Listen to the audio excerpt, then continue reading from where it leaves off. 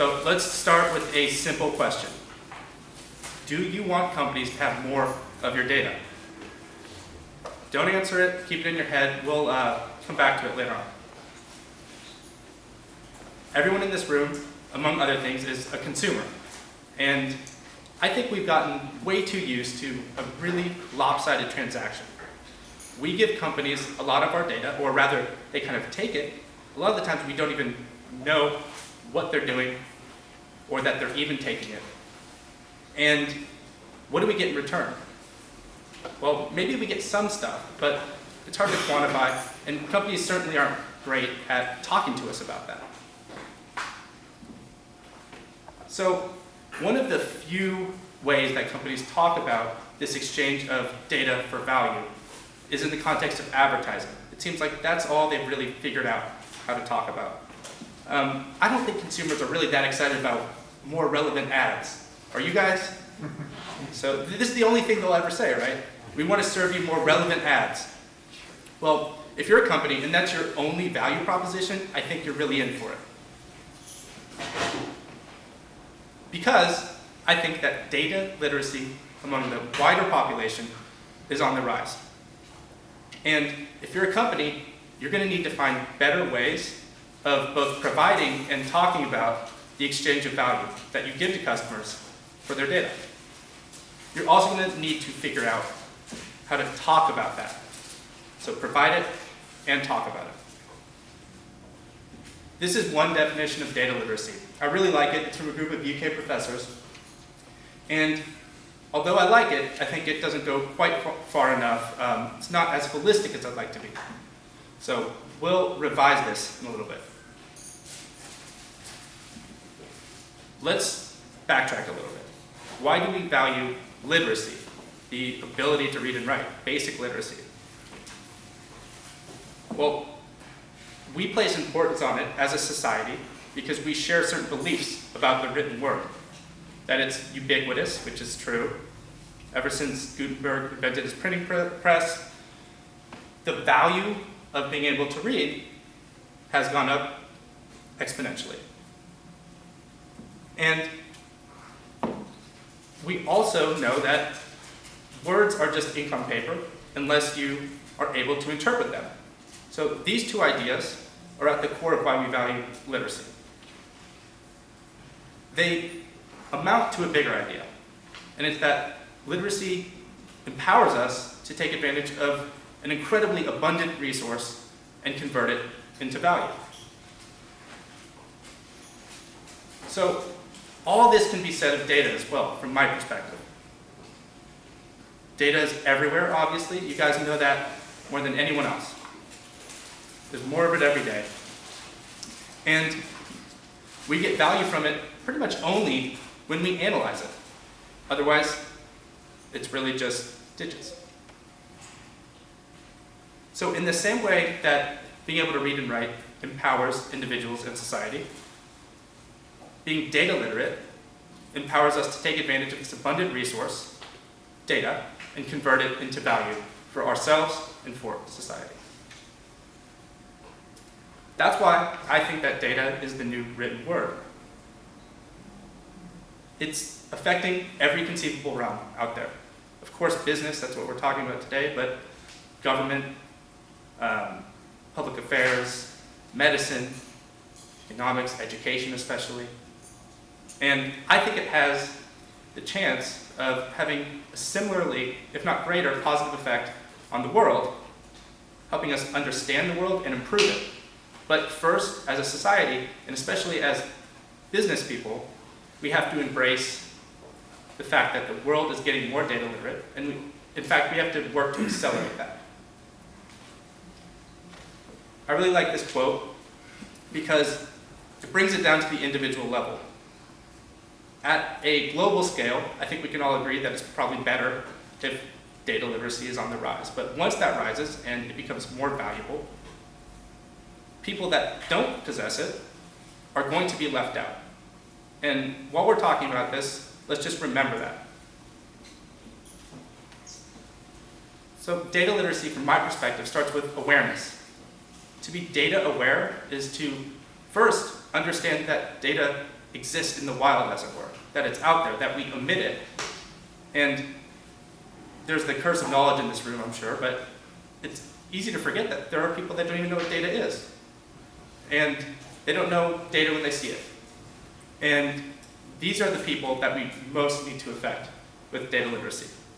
Because if they know it's potentially valuable to themselves and to society, and they know it exists, and they know that they possess it and emit it as a kind of resource, they're going to take control over it. And they're going to be able to power themselves with it. So I've amended the previous definition and added an awareness component right at the beginning. The awareness of data's presence, potential value, the ability to identify, retrieve, evaluate, and use information to both ask and answer meaningful questions. I think that's a better definition of data literacy because it encompasses that awareness component. Like the ability to read and write, data literacy also lies on the spectrum. Data-aware people have basic data literacy, and they understand that data is out there, that it has value, the things we've already talked about. But they might not be able to manipulate it, to analyze it. They're not statisticians. They're not like the people in this room.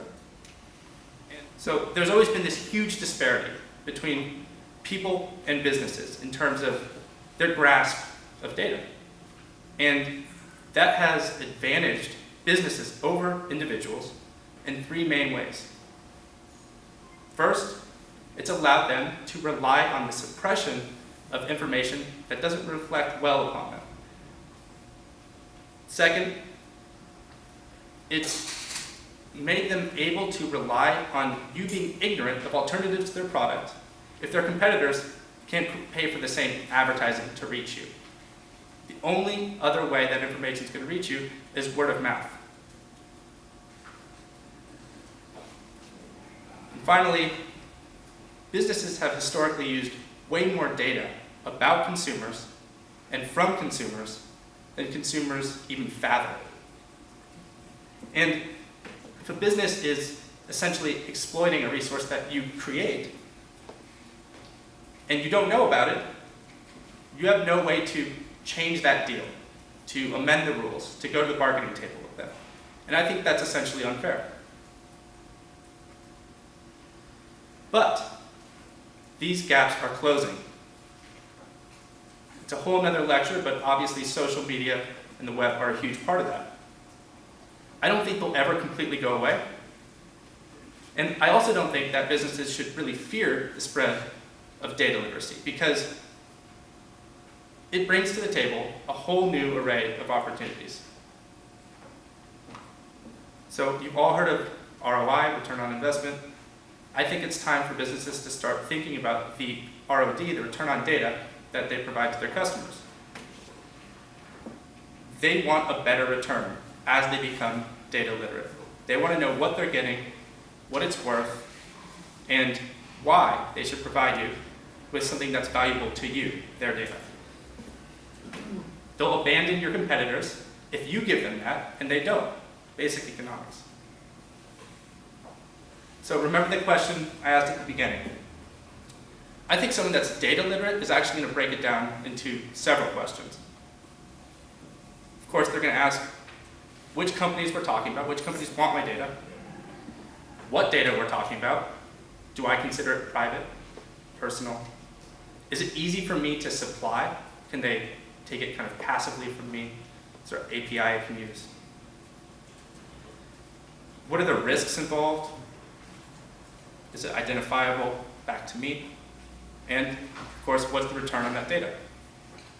Once they have the answers to all those questions, they can get a sense of if it meets their criteria for what a good deal is. And I think everyone has their own.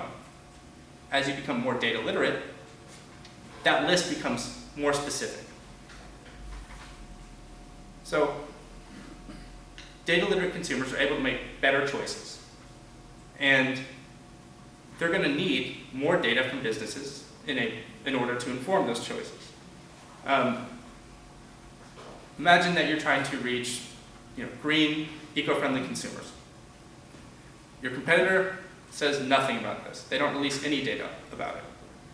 You've got data to release, but not all of it is really flattering. Now, I think in this situation, the data literate consumer is going to prefer data, period, even if it's not going to shine completely well on you. And your competitor might have great marketing about their eco-friendliness, but at the end of the day, the data literate consumer is going to value data over marketing, so you'll win.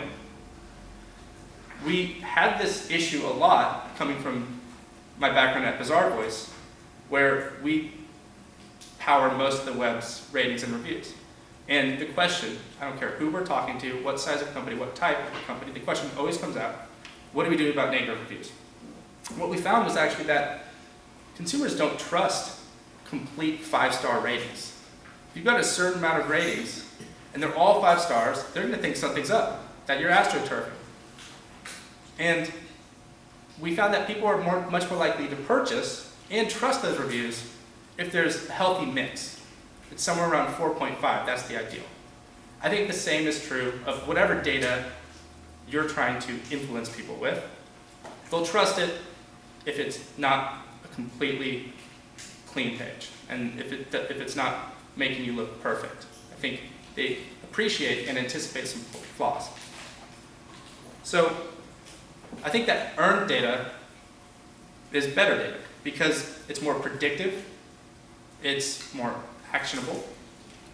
You can extract more value from it as a business. It's going to give you a more holistic portrait of the consumer that provides it. And it's more timely and relevant. So that's the kind of data I think that data literate consumers are going to provide if you find the right balance of value. So we've talked about why businesses should care about this, why they shouldn't fear this phenomenon. I think that it should actually work towards accelerating the spread of data literacy. But how?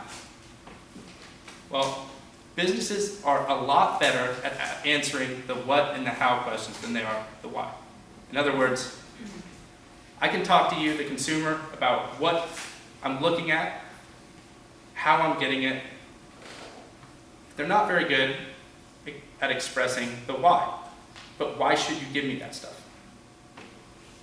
Why should you have access to my data in the first place? Is the essential question. And very few businesses out there today can answer it. You can hire the best copywriters in the world. But if the issue at hand is that the value you're providing isn't good enough, the language you use to couch it doesn't matter.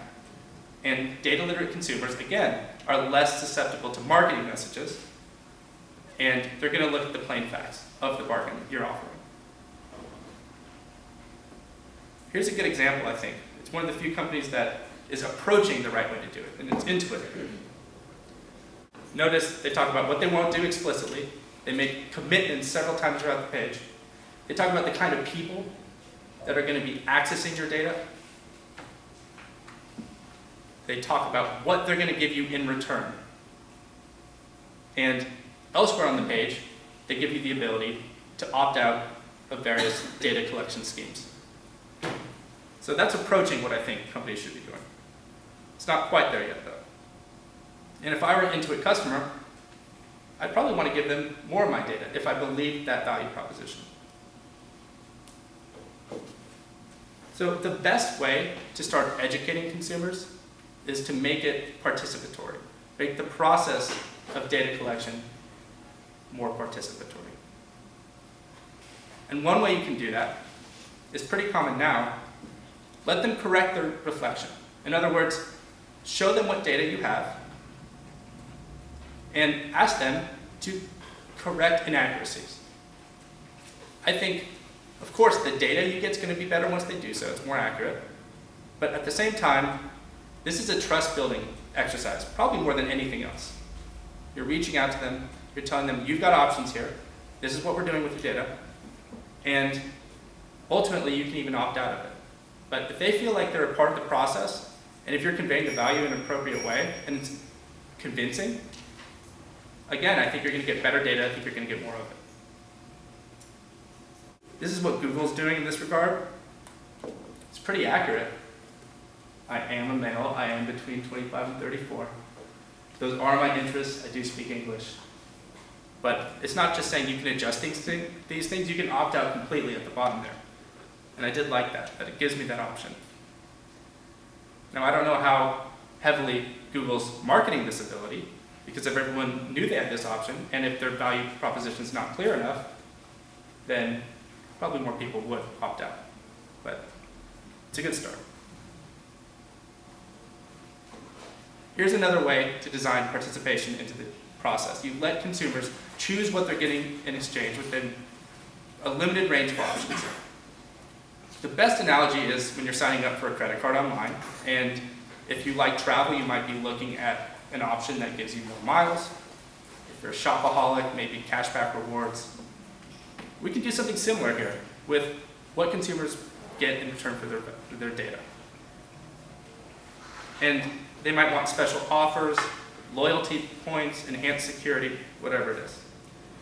Again, they'll give you more of what you want because you're giving them more of what they want, specifically the thing they've been asking for that matches what they feel like is a good deal. So, what do we want from our data? It's definitely not one size fits all. Here's some data about what people want from their data.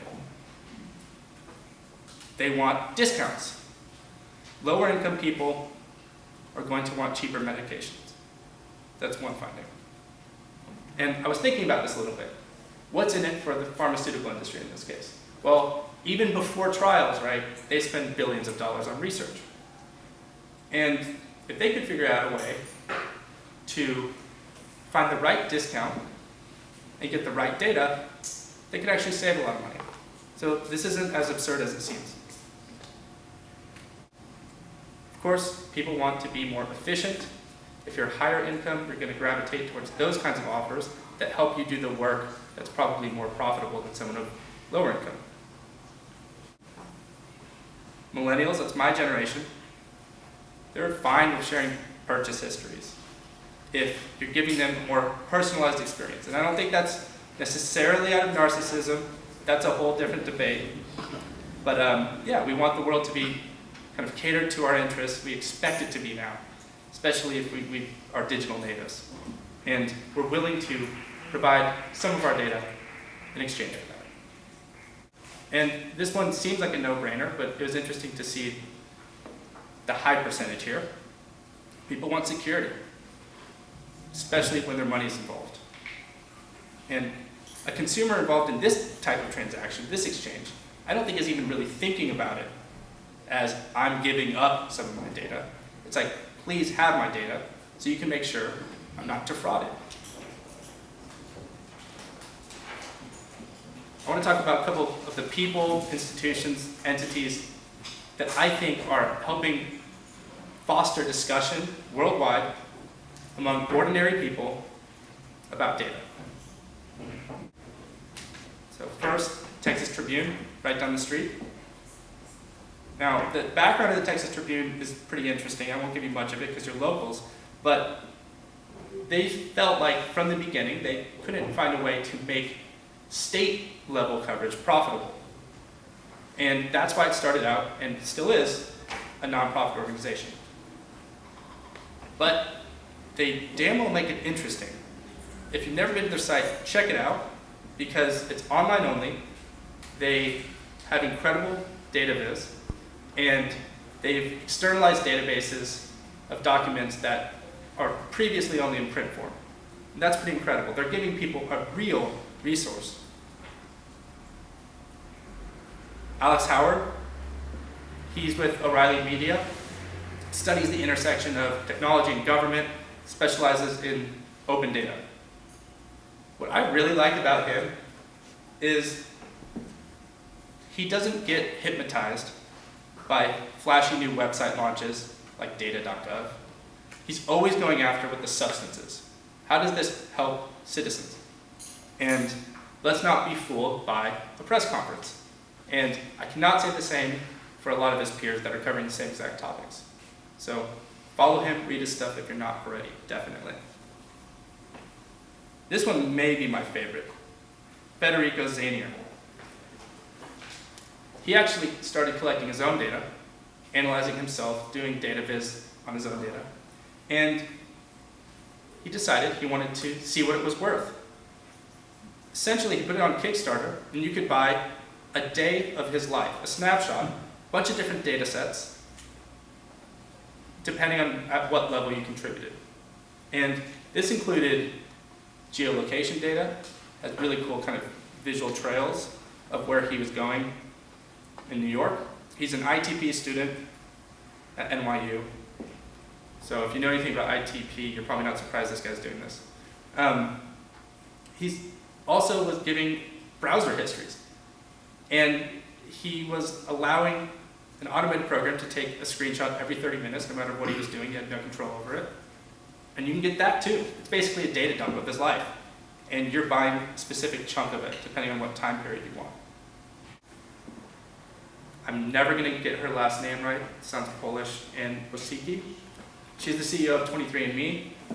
Basically, they've started the conversation about genetics and data. It previously had only existed in academia. And spit in a cup, send it to her company. You learn about risk factors, markers in your DNA that indicate where your ancestry is from, what risks you're exposed to in terms of disease, things like that. And a lot of the stuff that they talk about and can talk about is really scary stuff and involves some serious questions. Do I even want to know? Say if my mother suffered from breast cancer, do I even want to know if I have the same genetic marker?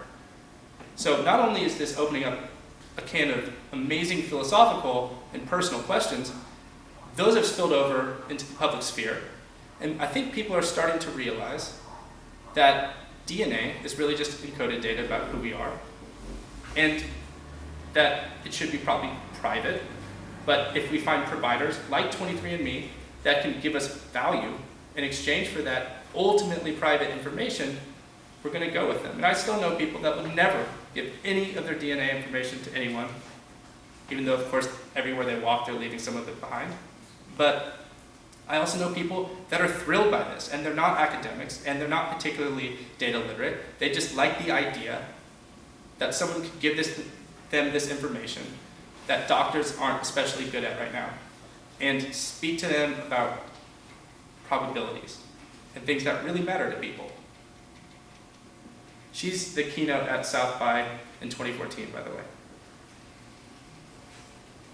Jake Corway, DataKind. It's in New York.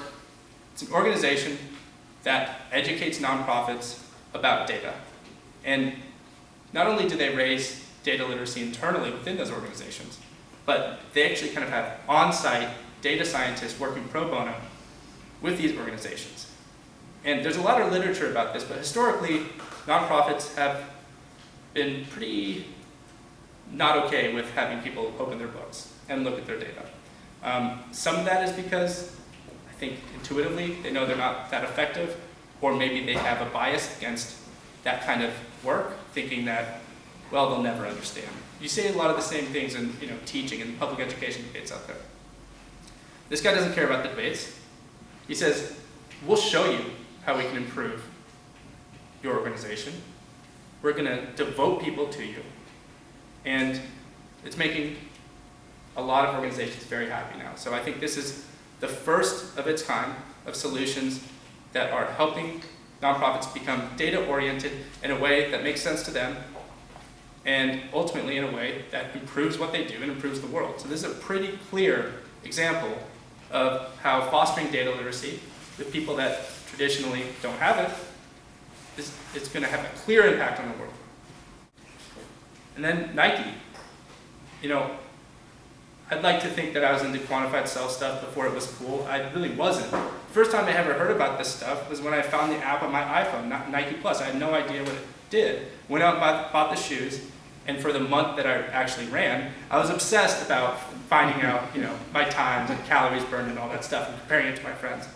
Other people that are more fitness-oriented wear this every day. They use it every day. So this was the first instance of a mass-produced, mass-marketed, quantified self product, helping people understand their health, their fitness, set goals, all that. So I think it's interesting from a wearables perspective. It was the first in that arena as well, but also from quantified self perspective. Before this, it was really a niche scene. There were meetups. I think there was one in Austin, definitely in New York. And there was academic literature. And that was really it. And this is one of the first products that hit the mainstream. And what I think is cool is I'll bet 99% of the people that own this and use it every day don't even really know that they're doing quantified self stuff in the context that that implies. There's something about that I like because it's pure utility to these people. They want to know about their own health and their fitness. They want to track that progress. It doesn't matter if it's couched in some theory or some movement. This is purely useful to them. And it's helping them educate themselves about data in one way or another. This guy, I heard on, on the media, on NPR. Fascinating. He's from Austria. And he noticed on his Facebook page, because he's a citizen of the EU, that there's a specific disclaimer and link saying, if you want, you can ask Facebook. You have the right to ask Facebook for the information they've collected on you. It doesn't say anything about you have the right to get that information. And when he was building his thesis on data privacy and social networks, he did that, not expecting Facebook to comply. The next day, he got a 12,000-page data dump. All the activity ever. Deleted messages that he thought were gone forever. Complete map of his network. He had information, if I understand correctly, about people that were 2 nodes away from him. The networks of others in his circle. He was freaked out by this, and I would be too. He still asks to this day, and he's never gotten an answer. Why did they even give me this information? Don't they know who I am? He was already a privacy activist. So someone was either good-hearted or stupid at Facebook. And since then, he's been working with organizations, governmental and NGO, in Europe and the United States to work with Facebook on privacy, because his organization is not about defeating Facebook. I think that's really cool. They enjoy Facebook. That's why he was on it in the first place. They just want to make it cater to the average consumer's concept of what makes sense to share with Facebook in exchange for whatever value they get out of it. I think that's a really noble endeavor, and you don't see that enough in especially privacy advocacy, which is kind of all or none sometimes. Ben Goldacre, I'll bet at least half of you have seen his TED Talk called Bad Science, but he also talks about all sorts of data. He is a medical doctor by training, but he sees the same things he talks about, which is media distortion of science data and medical data. He sees the same techniques used for all sorts of data. And now he's started to write books about it, talk about it, all around the world. If you haven't seen it, watch it when you get home. It's super fascinating. And I think he's helping people understand what lens to put on the media when they're absorbing it, and how to be critical of that information. In a similar way to someone like Steven Pinker, author of Better Angels, crime's down, violence is down worldwide historically, yet the media does not portray that narrative. And whatever your bias, how can we put a critical lens on the information we're getting and rely on pure and unadulterated data instead? Well, obviously it starts with the skills. So conversations like the one that Dr. Goldacre is starting are what is equipping us to critically analyze real data. And then Edward Snowden, probably the most controversial person on my list. Doesn't matter if you like what he did or not, you can't deny that he started a conversation that really wasn't happening at the scale it was happening. When was the last time before the leak that you heard the word metadata on the radio, TV? I mean, it's incredible, right? And people around the world, not just in the US, are starting to care about this stuff. It's probably from the context of privacy and security, but when they're learning about that stuff, they're learning about data, essentially. And they'll be able to take that knowledge and that lens that they've developed to think about their own privacy and global security and apply it to all sorts of data. At least that's what we can hope. So if he's done any good, I think that's definitely one thing that he can be proud of. Now, companies need to work on their internal data literacy too. Of course, they have advantages over consumers. They employ data scientists. If you're Google and companies like that, you employ economists. Developers are more data literate than the average person in the population. So yes, they've got a huge advantage. But coming from personal experience and looking at the data about data literacy within marketing organizations, customer service organizations, they're not equipped to A, treat your data with the kind of care it merits, and B, do something positive with it and figure out how to convey it back to you in real value. Because I'll tell you, from a marketing perspective, all we're thinking about is how can we target you more with that data, not how can we actually give you something that's useful. And once you become data literate within an organization, you start to understand what someone like you is going to want out of that transaction. And you're going to understand how to keep that transaction safe, how to talk to consumers about data. So part of the process internally is to unsilo data literacy within companies. And what I mean by that is there are pockets of data literacy on the dev team at Bazaar Voice, for instance. And what you need to do is hire people and put them in organizations within companies that traditionally don't rely on data literacy, but will soon need to rely on data literacy. So it's going to take a bit of shifting around, and it's going to take all sorts of new skills, like how does a CMO, Chief Marketing Officer, hire for a chief data person or a data person within their organization? Do they even know what qualifications they should be looking at? Right now, no. But there's a huge internal education effort that needs to happen. And when that happens, companies are going to be better able to provide consumers with the data they deserve and are asking for. But also raise standards, how you talk about data, knowledge of data, use of data, organization-wide, educate people and then hold them to the standards you've educated them for. And don't budge, because those standards will need to get more strict over time, because data literacy is rising and consumers are just going to expect it. So I'll leave you guys with this. I think this is what I'd call an inevitable opportunity.